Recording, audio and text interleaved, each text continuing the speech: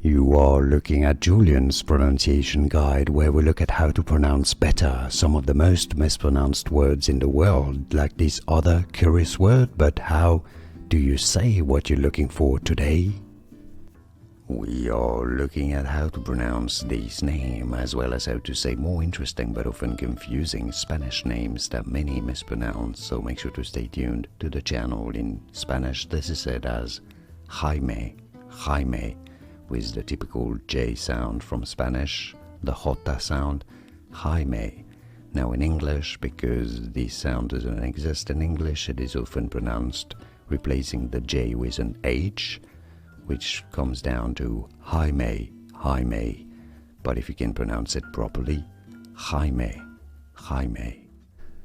Here are more videos on how to pronounce more confusing words and names too many mispronounced. Like this video if you found it useful. I appreciate your support. I'll see you soon and thanks for watching.